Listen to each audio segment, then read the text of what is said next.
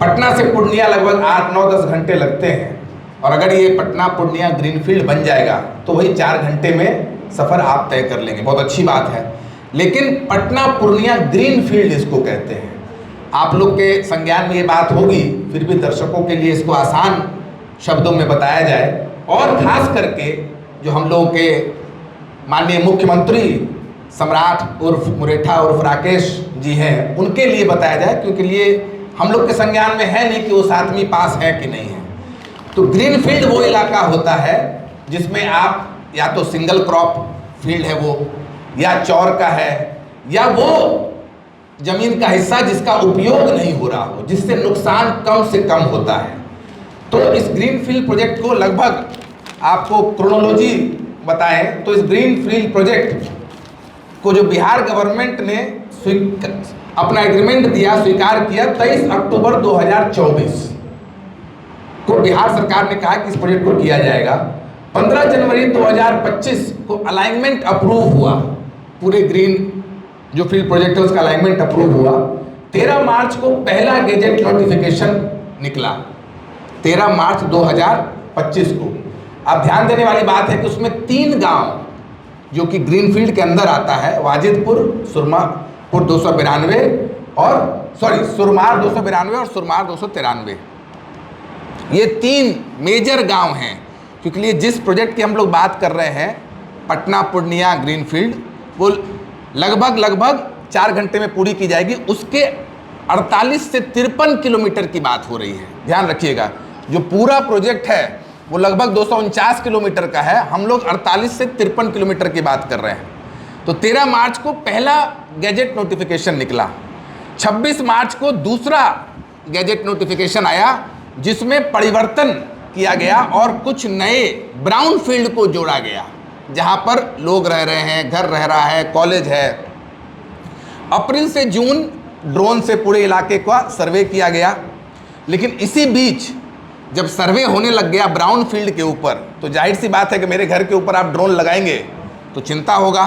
तो वहाँ के कुछ जो ग्रामीण हैं उन्होंने अपनी बात उस समय जल संसाधन मंत्री जो थे उनके सामने रखा और कहा कि यहाँ पर ड्रोन चल रहा है, आप देखें कि कहीं हम लोग को यहाँ से हटाया तो नहीं जाएगा। और उस मीटिंग में सीओ भी मौजूद थे और ये मीटिंग फेसबुक पर भी है। तो पहला सवाल हम लोगों का है, जब कुछ बदला ही नहीं गया है तो ये मीटिंग की ज़रूरत क्यों पड़ी आपको, जो कि आपने 8 मई 2025 को किया। इसके बाद 16 जुलाई को पहली बार जो पूजा जी हैं, जो मुख्य पार्षद हैं सरायरंजन से, उन्होंने इस बात को फ्लैग किया और नितिन गडकरी जी को ये बात का संज्ञान दिया। 26 दिसंबर 2025 को जो नया ब्राउन फील्ड है उसमें भी एमवीआर का रजिस्टर शुरू हुआ, जो मिनिमम वाइबल रेट जो दिया जाता है उसकी जानकारी शुरू हुई।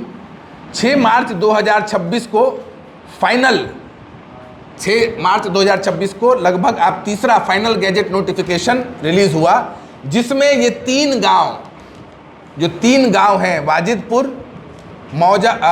सुरमार 292 और सुरमार 293, ये नहीं है। अब इससे होता क्या है आप देखिएगा कि इससे होता है, और 1 जून को जो कि पब्लिक डोमेन में भी है, नितिन गडकरी को वापस से लेटर लिखा गया, जो वहाँ के भाजपा के पूर्व प्रत्याशी रहे हैं और एक समाज सेवी हैं अवधेश जी। उस लेटर में लिखा गया कि कहीं ना कहीं ये जो पूरा बदलाव किया जा रहा है, जो पद्मा जी ने भी कहा, वो कुछ लोगों को फ़ायदा देने के लिए किया जा रहा है। तो अब जनसुराज सकारात्मक राजनीति करना चाहता है। हम लोगों की मांग क्या है? हम लोगों की मांग है कि इस पर निष्पक्ष जाँच हो। जब तक निष्पक्ष जाँच खत्म नहीं हो जाए तब तक जो भूमि अधिग्रहण का काम है उसको रोका जाए, क्योंकि ये भूमि अधिग्रहण का काम चालू है, जिस कारण से लोगों के बीच कहीं ना कहीं चिंता है। और ये भी खबर आ रही है कि 1-2 लोग चिंता के कारण उनकी जान भी चली गई है। इस डॉक्यूमेंट को आप लोग देख सकते हैं कि जो पुराना पटना पूर्णिया ग्रीनफील्ड प्रोजेक्ट था उसमें लगभग 15 से 20 घर को हटाया जा रहा था, लेकिन जो नया रूट बदला गया है उसमें कम से कम देखेंगे तो 150 घर, एक कॉलेज है जिसमें लगभग 6000 बच्चे पढ़ते हैं, उसका भी आधा हिस्सा हटाया जाएगा। 20-30 मकान भी है ना, 20-30 दुकान भी है।